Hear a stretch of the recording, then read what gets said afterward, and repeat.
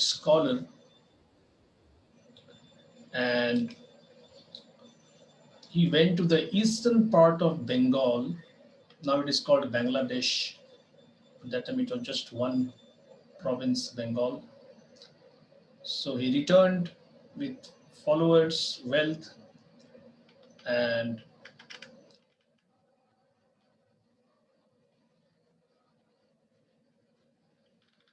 he had to see the disappearance of his wife. It is described here that Viraha Sarpa, the snake of separation. So it's not exactly a snake bite, although all the words used, they kind of show that Viraha Sarpa, Damshila, the Sarpa, the serpent bit her, and Vishe by the poison. But when we see who is Mahaprabhu, so who could be his consort? That is one expansion of Lakshmi Devi. So Prabhupada nicely clarifies that Lakshmi Devi, who is a goddess of fortune from Vaikuntha, was absorbed in thought of the Lord in separation, certainly went back home to Vaikuntha Loka after their so-called death. Text 22. There is Lord Chaitanya knew about the disappearance of Lakshmi because he is a super soul. So he comes back home and consoles his mother. Text 23. घरे आइला प्रभु बहु लाया धन जन तत्व ज्ञानी कैला शचीर दुख विमोचन. Translation and purport by His Divine Grace, Srila A.C. Bhaktivedanta Swami Prabhupada. Translation. When the Lord returned home, bringing with him great wealth and many followers, he spoke to Sachi Devi about transcendental knowledge to relieve her of the grief she was suffering. Purport. It is stated in the Bhagavad Gita 2.13, Dehinosmin yatha dehe kaumaram yavanam jara tatha dehantara praptir dhiras tatra namuyati. As the embodied soul continuously passes in this body from boyhood to youth to old age, the soul similarly passes into another body at death. The self-realized soul is not bewildered by such a change. Such verses from the Bhagavad Gita or any other Vedic literature give valuable instructions on the occasion of someone's passing away.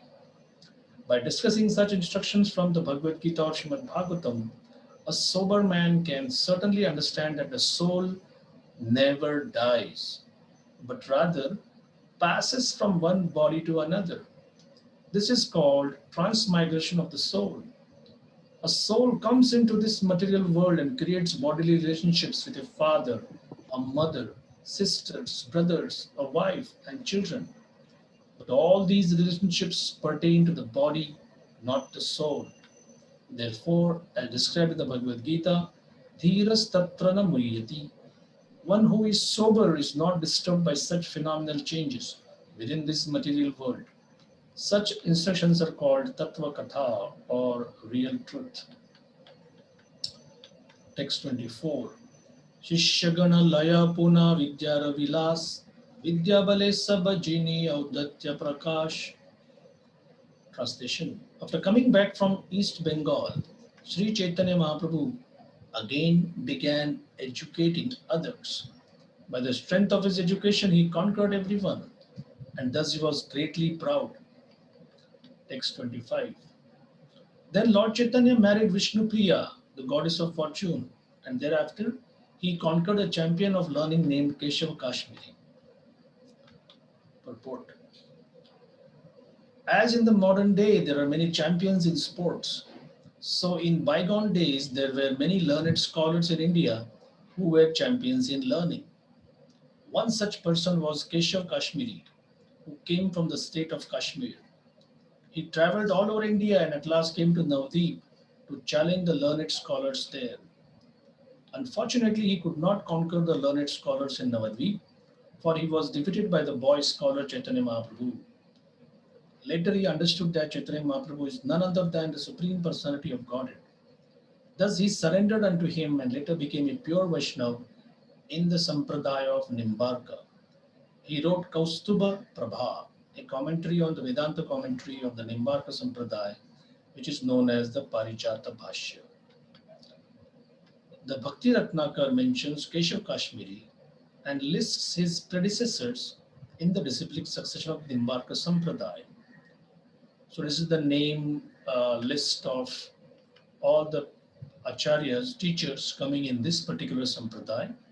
Srinivas Acharya, Vishwa Acharya, Purushottama, Vilas, Swarup, Madhava, Balabhadra, Padma, Shama, Gopal, Kripa, Deva Acharya, Sundar Bhatta, Padmanabha, Upendra, Ramachandra, Vamana, Krishna, Padmakara, Shravana, Huri, Madhava, Shama, Gopal, Balabhadra, Gopinath, Keshava, Gokula, and Keshav Kashmiri. It is stated in the Bhakti Ratnakar that Keshav Kashmiri was a favorite devotee of Mother Saraswati, the goddess of learning. By her grace, he was an extremely influential scholar, and he was the greatest champion among the scholars, among all the scholars in the four corners of the country. Therefore, he got the title Dig Vijayi, which means one who has conquered everyone in all directions. He belonged to a very respectable Brahmana family of Kashmir. Later, by the order of Sri Chaitanya Mahaprabhu, he gave up the profession of winning championships and became a great devotee. He joined the Nimbarka Sampradaya, one of the Vaishnava communities of the Vedic culture. Any comments or clarifications so far? Hare Krishna, Prabhuji, I have a question. Yes. Dandavad Pranam, Jai Shri Prabhupada. Pranam. Prabhuji, so Keshav Kashmiri, he joined Nimbarka Sampradaya instead of Brahma Madhva Gaudiya Sampradaya because Lord Chaitanya is already there. Um, uh, or at the time, why he joined Nimbarka rather than Lord Chaitanya's following? Good question. Why didn't he just become a student of Chaitanya Mahaprabhu? Right. Number one, now this is not mentioned expressly in any of Prabhupada's explanations. So we just need to understand that. One, the Nimbarka Sampradaya could be, nowadays it is not very prominent for sure. But then according to time, place and circumstances, some of the Sampradayas become a little bit obscure, away from public vision. Sometimes they become very prominent.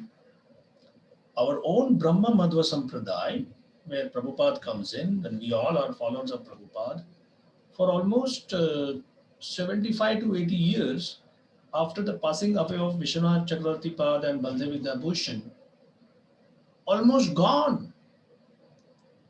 Chaitanya Charitamrita gone. Gita purports commentary is gone. Bhagavatam commentary is gone. Bhaktivinoda Thakur had to struggle for 3 years, something like that, to get a authentic copy of Chaitanya Charitamrita. Today, you can just phone in, send an email, send a WhatsApp message, and a brand new box just comes at your door. Mm. So, number one, we don't take things for granted. Anything can be taken away. It's like a rose, it can be plucked by the force of time at any time. Second point is, what do you mean by four sampradayas? I just like Prabhupada's choice of words. He calls here Vaishnav community. See how nice it fits in your mind when you understand that a sampradaya is just a community. One explanation which was given to me many, many years ago was every Vaishnav sampradaya is like a university. So there could be four universities, all teaching chemistry, robotics, science, mathematics, or whatever. So the mathematics from Cornell, is it different from the mathematics at Stanford? It can be. 2 plus 2 is always 4, no matter which college, which university you go. But the way in which they teach, the way in which you go much deeper into math, that could be different. So there is absolutely no competition among the sampradayas. There is no animosity, there need not be. And this shows that Mahaprabhu is quite liberal Not quite. It's totally liberal. You choose whatever you want to do. There is no, one thing is for sure. In bhakti process, there cannot be, there was not, and there will not be any force or coercion. That's a fact. You have full choice every time, whatever you want to do. So these are some thoughts. Do you want any further clarification? Thank you, Prabhuji. I think that is good. Thank you. You're welcome. Anyone would like to read from this next verse onwards? I You can can read. read from. Go ahead. Yes. Someone was saying, go ahead, go ahead. Sure, Mataji. If you want to read, please read, Mataji. No, Prabhuji, go ahead, please. Okay. Thank you, Mataji. So, reading from text 26. Vrindavana dasaiha kariya chena vistara sputana hi kare dosa gunera vichara. Vrindavan Das Thakur has previously elaborately described this. That which is clear need not be scrutinized for good qualities and faults. Siyam sakahi tanre kari namaskar Yasuni digvijay kaila apana dikkara. Offering my obeisances to Srila Vrindavan Das Thakur, I shall try to describe that portion of the Lord's analysis which, when he heard it, made the Digvijay feel himself condemned.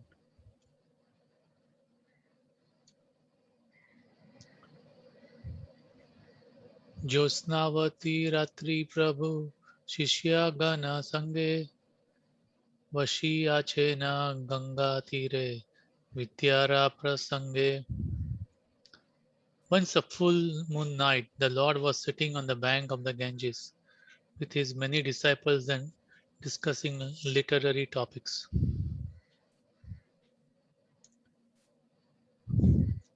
Hina Kale Dikvijay Tahani Aila Gangare Vadanakari Prabhure Milila.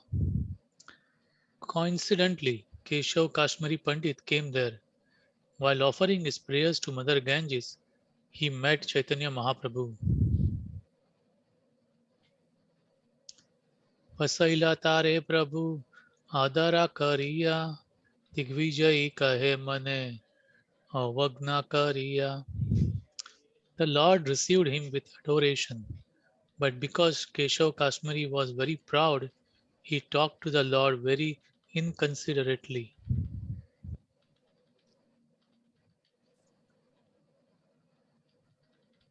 Vyakarana padaha nimani Pandita tomar naam Balya shastre loke tomara kahe gunagram. I understand that you are a teacher of grammar, he said, and that your name is Nimai Pandit. People speak very highly of your teachings of beginners' grammar. Purport by Srila Prabhupada ki jai. Formally, Sanskrit schools first taught grammar very thoroughly, and this system continues even now. A student was supposed to study grammar carefully for 12 years in the beginning of his life, because if one is expert in the grammar of Sanskrit language, all the Shastras are open to him. Sri Chaitanya Mahaprabhu was famous for teaching grammars to students, and therefore Keshav Kashmiri first referred to his position as a teacher of grammar. Keshav Kashmiri was very proud of his literary career. He was far above the first lessons of grammar, and so he thought the position of Nimai Pandit not at all comparable to his own.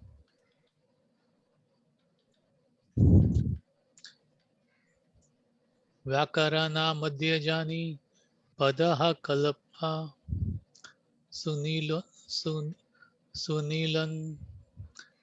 Pahankite Sunilan Fankite Tomara Shishera Samlapa.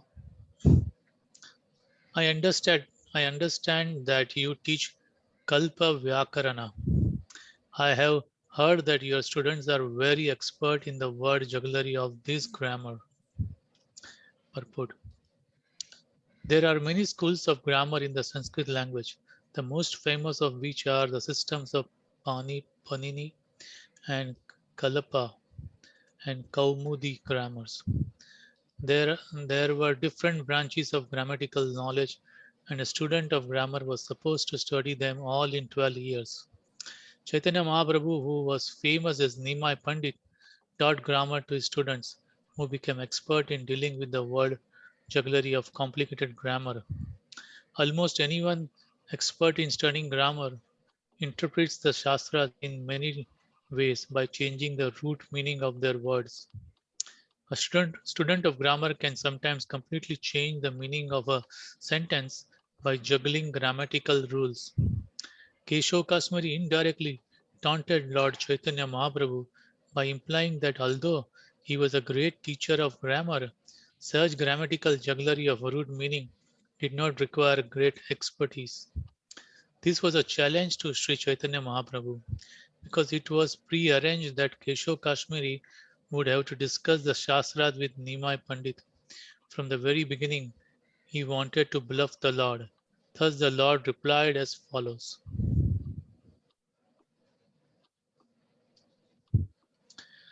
प्रभु कहे व्याकरण पढ़ाई अभिमान करी शिष्यते ना भूजे आमी बुझाइते nari. The Lord said, yes, I am known as a teacher of grammar, but factually I cannot impress my students with grammatical knowledge, nor can they understand me very well. Purport. Since Keshav Kasmari was a little puffed up, the Lord increased his artificial pride by presenting himself as subordinate to him. Thus he flattered him as follows. Kaha tumi sarva shastre kavitve pravina kaha ami sabe sishu paduya navina. My dear sir, whereas you are a very learned scholar in all sorts of scriptures and are very much experienced in composing poetry, I am only a boy, a new student, nothing more. Tomara kavita kichu sunite hai mana kripa kari karayadi Gangara varana. Therefore I desire to hear your skill in composing poetry. We could hear this if you would mercifully describe the glory of Mother Ganges.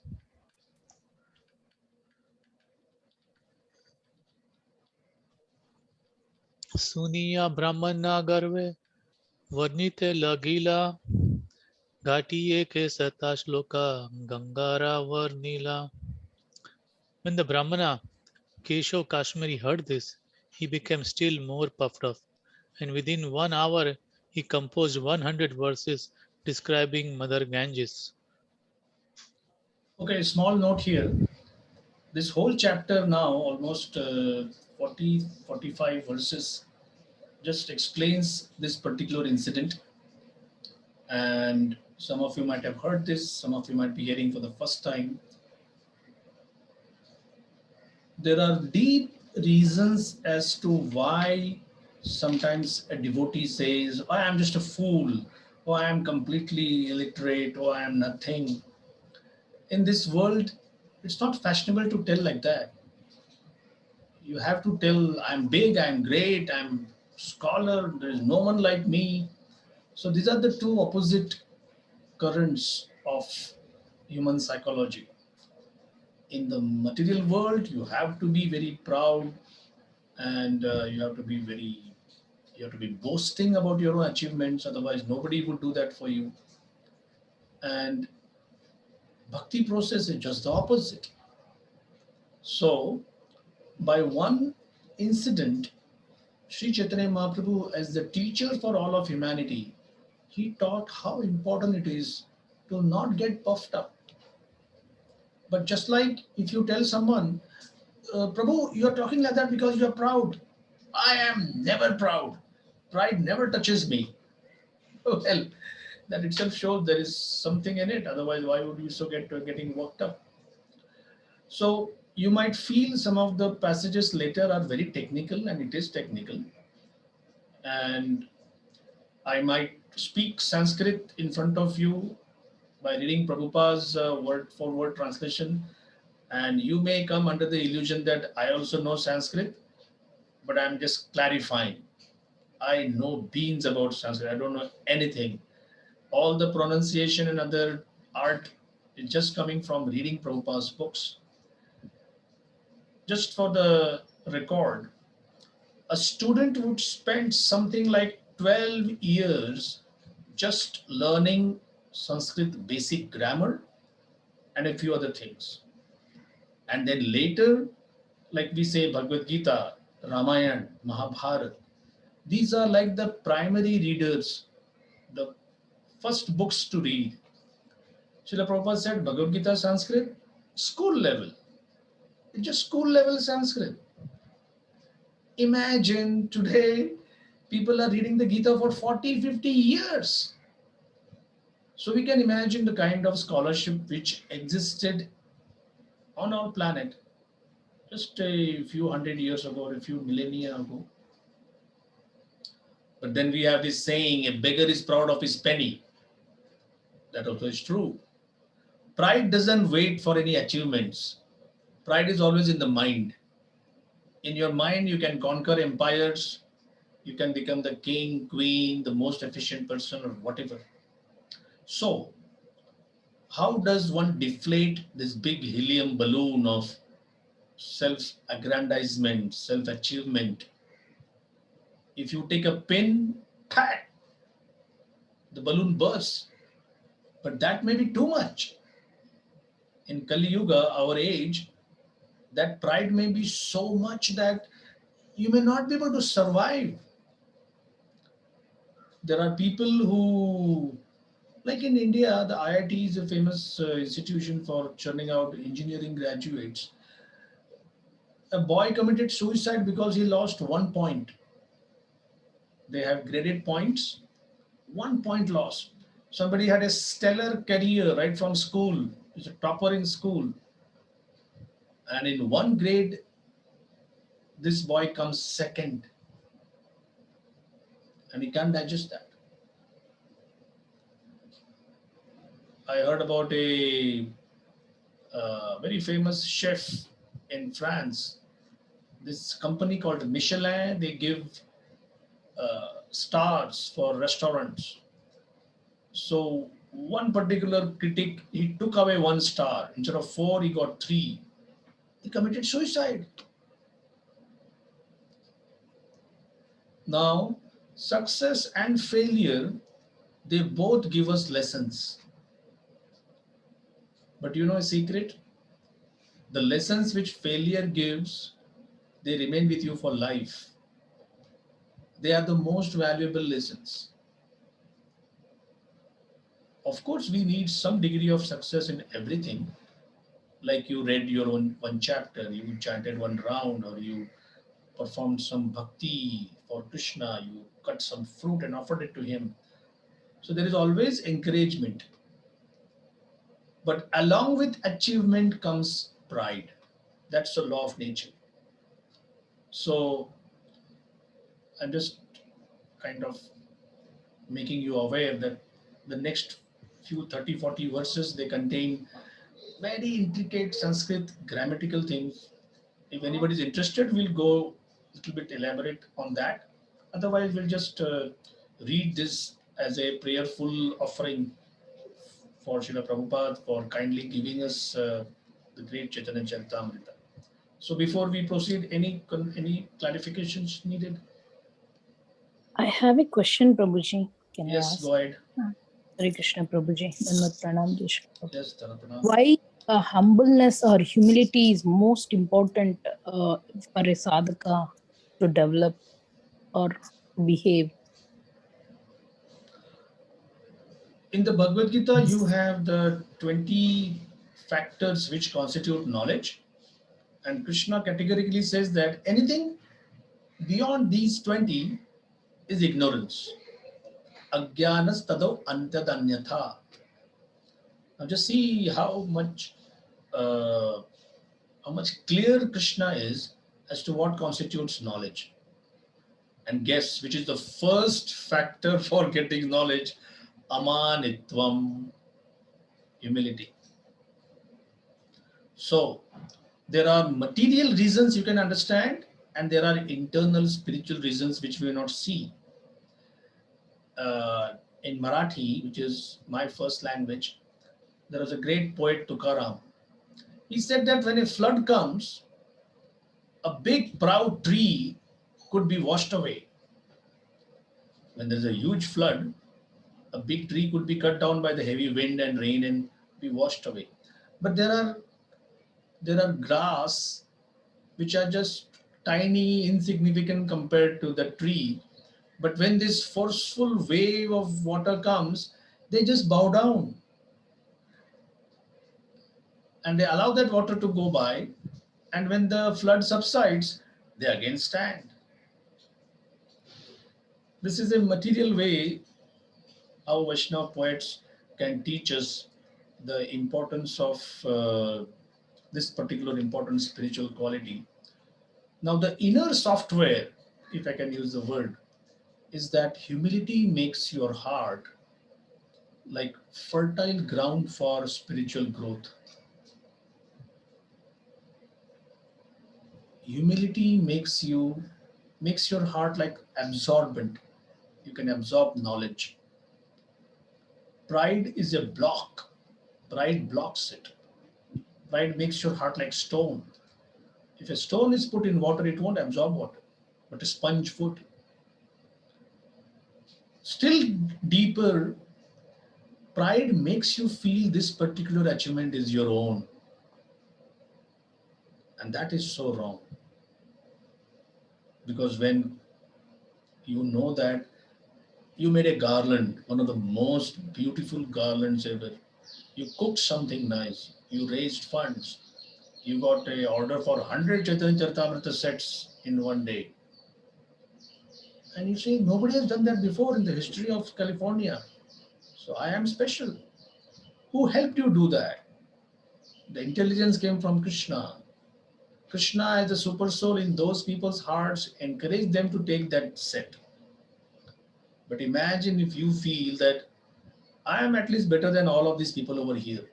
So the moment you say I am better, then Krishna tries to compare you with some real stalwarts like Hanuman or Arjun or Prahlad. Another point is, when you say I am much better than someone, it's like a boxer and he says that, oh, I can fight in the super heavyweight category, but actually doesn't belong to that category. So what happens when you are in the higher category? You are tested according to that category, and that may be very troublesome. For example, if you're in the 8th grade and you feel I am like a graduate level, so I appear for the graduate examination. And then you say, no, I can't answer this. So if we claimed ourselves to be better like Dhruva or Prahlad, how about being tested like Prahlad? Like cooking, even if few drops of oil fall on our body, there is so much of nuisance, so much of trouble. What about putting yourself in a boiling vat of oil? We say, no, I can't do that. So pride basically confuses your mind about everything. You don't understand the value of others. You don't understand your own insignificance. So these are some of the real things which act as a block, which act as a barrier for further growth. Prabhuji, if someone encourages you, or if you do any service, if you get some encouragement, so how can we take it and pass it? I mean, not to take as pride. First of all, we appreciate the graciousness of the heart of that person. That this person is so spiritually elevated that he can overlook all my faults and only concentrate upon the good things. That is that person's greatness. That is not the reality with me. Number two, in Vaishnav culture, you don't flatter anyone. You appreciate, you praise their good qualities. And the reason is we need to purify our tongue. So you have to appreciate others. There is no escape from that. So these are the two things. You understand the greatness of that other person, and you know that of course, because this person, again, simple real life example, a house fly, a normal house fly. I don't think there are that many in America, but in India you have too many of them. There's a flower in a room, there's a flower vase which has so many flowers, and then there is some dirt. Where would the fly settle? Only on the dirt. Where would a honeybee settle? Only on the flowers. So from the biological point of view, they are both flies. They belong to one particular insect category. But why the difference in choices? So regarding human society, a person may decide to concentrate on somebody's faults, which shows there is no training and no spiritual culture. Or a person may decide to concentrate on good qualities alone, which in turn tell that, oh, this person has a very good training, his spiritual teacher is very good. So when you do something good, it also reflects on your teacher. Thank These you, are some Prabhu. thoughts. Yes, You're thank you. welcome. Thank you, So, Prabhuji, for sharing that. Yeah. Baldev Prabhu, you can continue. Sure, Prabhuji. Text 37. सुनिया करीला प्रभु बहुता सत्कार तुमा समा पृथ्वी ते कवि नाही यार. The Lord praised him, saying, Sir, there is no greater poet than you in the entire world. तुम्हारा कविता श्लोका भुजिते कर शकति तुमी बाला जनार्था किंवा Saraswati. Your poetry is so difficult that no one can understand it but you and Mother Saraswati, the goddess of learning. Purport. Replying to Keshav Kashmiri sarcastically, Lord Chaitanya Mahaprabhu indirectly minimized the value of his poetry by saying, Yes, your compositions are so nice that no one but you and your worshipable mother, the goddess of learning, can understand them. Keshav Kashmiri was a favorite devotee of Mother Saraswati, the goddess of learning. But Chaitanya Mahaprabhu, as the master of goddess of learning, has the right to speak sarcastically of her devotees. In other words, although Keshav Kashmiri was proud of being favored by the goddess of learning, he did not know that she is controlled by Chaitanya Mahaprabhu himself because he is the Supreme Personality of Godhead.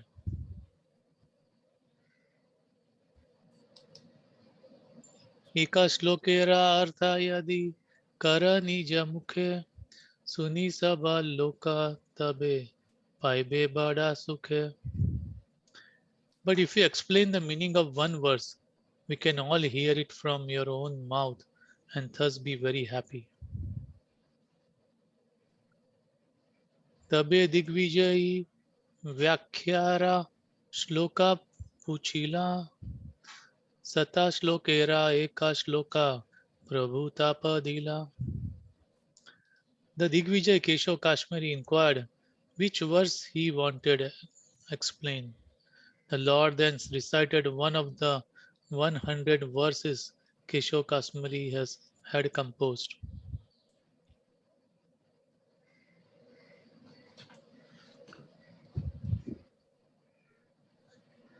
Mahatvam Gangaya Satatam idam abhati nitaram yad esha Shri Vishnu charana kamalo kamalotpati subhaga dvitiya Shri Lakshmir iva sura narer archa charana bhavani bhartur ya shirisi vibhavati adbhuta guna. Translation. The greatness of Mother Ganges always brilliantly exists. She is the most fortunate because she emanated from the lotus feet of Sri Vishnu, the personality of Godhead. She is the second goddess of fortune, and therefore she is always worshipped both by demigods and by humanity. Endowed with all wonderful qualities, she flourishes on the head of Lord Shiva.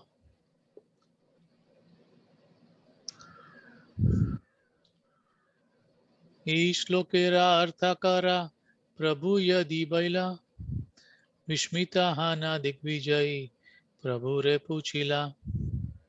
When Lord Chaitanya Mahaprabhu asked him to explain the meaning of this verse, the champion, very much astonished, inquired from him as follows.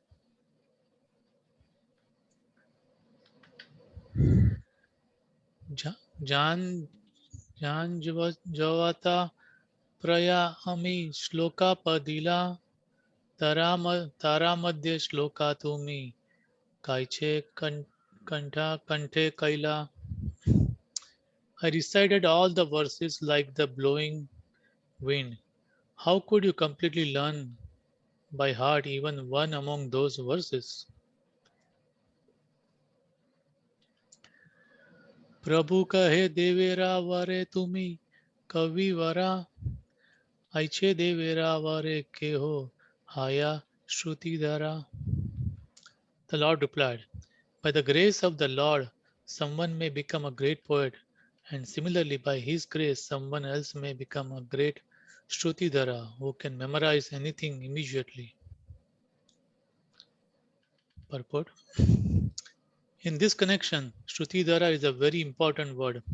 Shruti means hearing, and Dhara means one who can capture. Formerly, before the beginning of Kali Yuga, almost everyone, especially among the intelligent men, the Brahmanas, was a Shrutidhara. As soon as a student heard any of the Vedic wisdom from his master, he would remember it forever. There was no need to refer to books, and therefore there were no written books in those days. The spiritual master delivered the Vedic hymns and their explanation to the student, who would then remember them forever without consulting books. To become a Shrutidhara, one who can remember simply by hearing, is a great achievement for a student. In the Bhagavad Gita 10:41, the Lord says, Yad yad vibhuti mat satvam Srimad urjitam evava tattad eva vagachatvam mama tejo amsa sambhavam. Know that all opulent, beautiful, and glorious creations spring from but a spark of my splendor.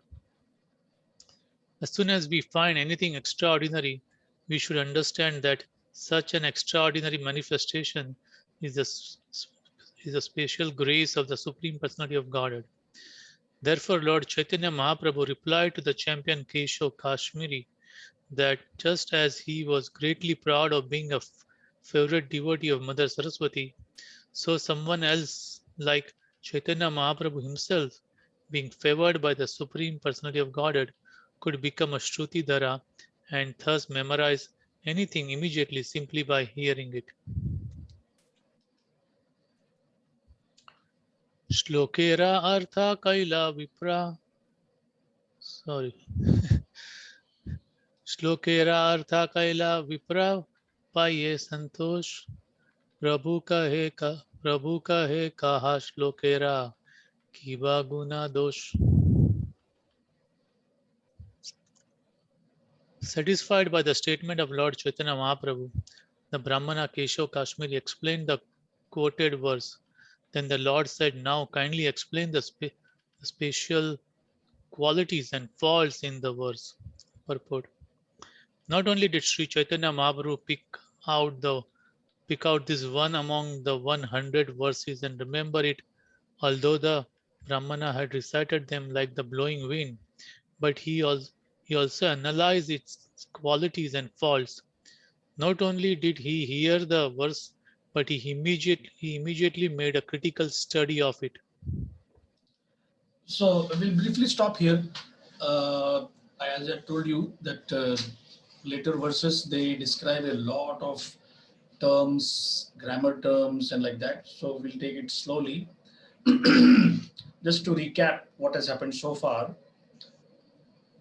Nimai Pandit, the scholar, has allowed this big scholar to go ahead with his pride, and in Vedic literature, Vedic culture, we have like a predominant personality for everything. For learning, there is goddess Saraswati. For wealth, there is Lakshmi. For getting rid of the obstacles, we have Ganesh. Uh, this has given to, over the last few thousand years, the idea that, oh, Hindus, they worship millions of gods. That's not true. God is only one, but he has assistants. It is but commonplace to understand that in a big office, everything is controlled by one CEO, COO, or CFO, whatever.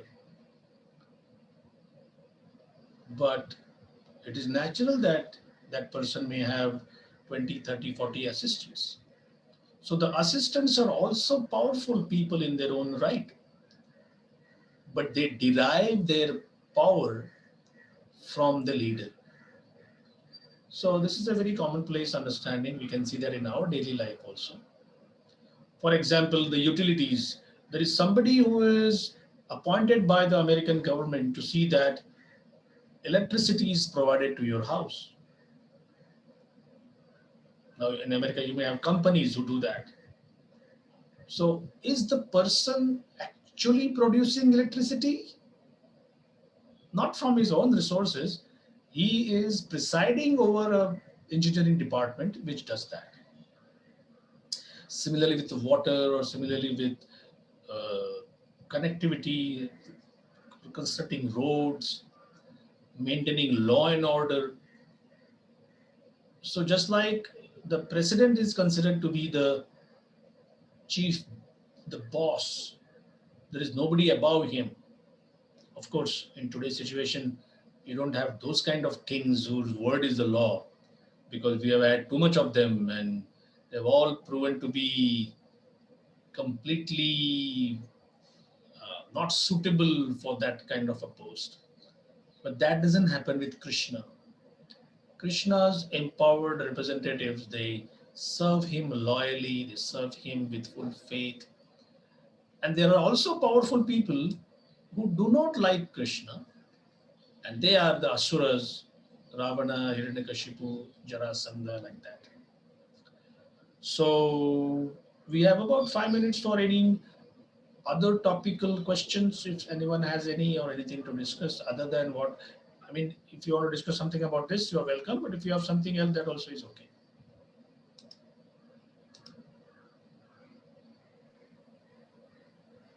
Hare Krishna, Prabhuji. Hare Krishna. Yeah, Prabhuji, earlier, before Keshav Kashmiri recited the poetry, Lord tried to glorify him. He glorified him to make him puffed up.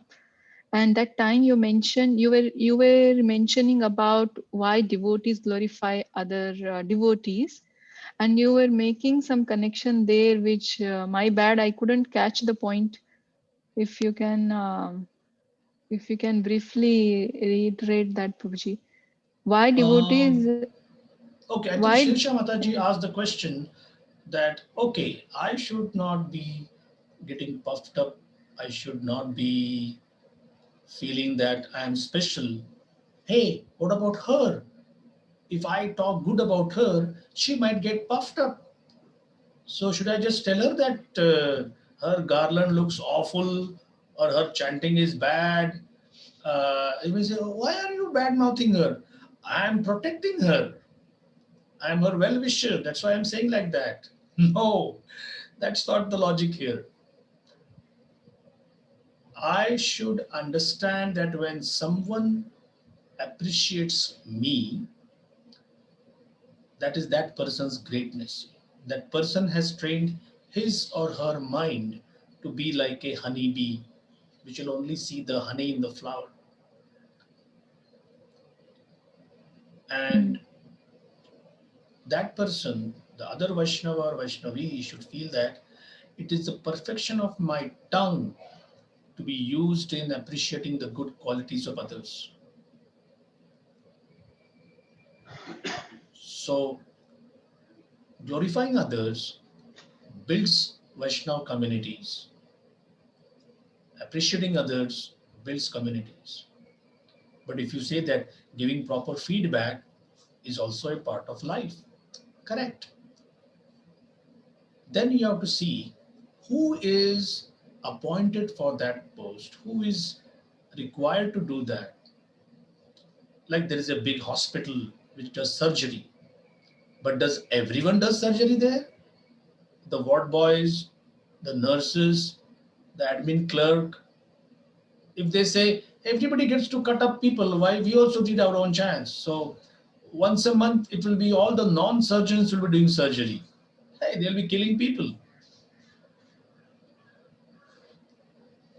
So giving a room for improvement feedback, that should be your some trusted spiritual authority, your spiritual master, your good friend, someone senior. Just see the flow chart here. Goddess Saraswati has this disciple, Keshav Kashmiri. After a lot of tapasya, penances, and austerities, he tells her that, oh mother, please make sure that there is no other greater scholar than me. Now, why should this ambition come? You can say, make me a scholar of this level. But you know a secret? In material life, it is not exactly how much you have, it is how much others don't have. Because happiness in material life only comes in comparison, it has no substance. If the whole class has failed and I got 32 marks, like in India, the passing mark is 35 out of 100. Everybody has failed, all 20 of us, but I got 32, which is the highest. That makes me proud. Although I don't realize that I am a failure, or at least I'm better than others. In my childhood, my grandmother used to tell me, or grandmother or some book, I get confused. Well, there is this hunchbacked lady with a hump on her back, and one young person says, Grandma, is it painful that you have to walk in the bazaar, in the market with a hunchback? She said, no, my son, it is not that painful. But it pains me to see everybody else walking straight. Just imagine, the pain is not from the physical deformity. The pain is from seeing others better than me. And bhakti life is just the opposite of that. I could be disadvantaged, at least others took advantage. I am happy with that. Queen Kunti, she talks about that. Srinvanti Gayanti Grananti Abhikshnashaha, that particular verse. And Radha Govind Maharaj gave a very scintillating, brilliant commentary on that. Let's say you, Kameshwari Mataji, you are in California and somebody gets a chance to go to Vrindavan or Mayapur in COVID times, whatever, and you cannot. Now, one thing is to say that, all right, she took a risk or whatever. Now, let's take out the COVID risk. I don't think it's a very good example, but you should not do that. Please don't do, because I'm saying that. But let us say non-COVID times, you simply cannot move out of your home for some reason. And somebody comes and says, oh, we had 10 days of such bliss. Darshan, prasad, worshipping the deities, and it was so nice. Queen Kunti is giving you a guarantee. If you appreciate the good fortune of another devotee from your heart, you know how illogical this bhakti process is? That person went to the dham, did all the things, tapasya, bhakti, sadhana, but by sincerely appreciating, all the benefits also come to you. Wow. Exact same benefit, not Wow, 1 Prabhuji. gram less, not a Is, gram less. is this true, Prabhuji? 100% true, Prabhu. Wow. Why is that? Not because we are great, because we are chanters, not because we are great, because we read. The greatness belongs to the bhakti potency. Bhakti Devi doesn't work in a material logical way. There could be 100,000 people appreciating one Vaishnava's service and everybody gets the same result. So we don't discover the secrets of bhakti, and that's why we feel sometimes stagnated. We feel, oh, I'm not making any progress. Have you appreciated anyone lately? Just somebody's keeping the kitchen clean in the temple, somebody's keeping the garage clean, somebody's just mowing the lawn, somebody's just keeping all the paraphernalia for deity worship nicely cleaned up. What is the loss in just saying, oh, you did that? Thank you so much. It's really good. So this is how we have to train our crooked tongue, which when trying to appreciate others is the most miserly person in the world. And when it comes to demanding appreciation, it is the most charitable person. Go on, go on, go on. Please, please, go on more. As much as you can speak, please, no problem. Criticizing others, very charitable. If somebody says, I found 3 faults in this person, 3, I can give 4 from my side. I'm a bit exaggerating, but that's how it is. Thank you, So- Prabhuji. Yeah, I think what I understood now. I was thinking from the point of view that why Lord is making him puffed up more, and and then what connection you are making with the devotee. But actually, more than that, you are focusing on what is the devotee's attitude when they appreciate other devotees. One more thing Yeah. is, why would Krishna of all people make somebody puffed up when he's already puffed up? Hmm. Do you know how a cataract is removed? It is not removed when it is not fully ripened. The eye surgeon allows that to grow more and then at the right time removes that cataract. So we can't say that Lord Chaitanya Mahaprabhu kind of made him more proud and then brought him crashing down. No. What was his original prayer? O Saraswati Devi, let there be no more important or significant scholars in my presence. Let me win over each and every one of them. So he got what he wanted. We always get what we want. If you don't want what you got, you have to change your desire system.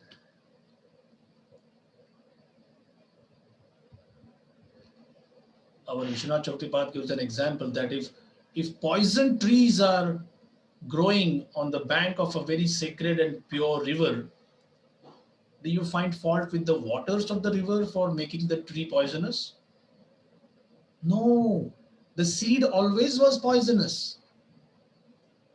The seed just took nourishment from the sweet, pure water.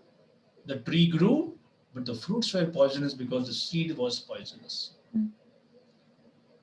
So our chanting process kind of burns up the karma seeds. Once the seeds are burnt, there won't be any sapling growing from them. There won't be any germination. Actually, that's our only hope. That our chanting has that fire enough to burn away these seeds. I hope, is that Thank you. okay? Hare Krishna. Thank you, Prabhuji.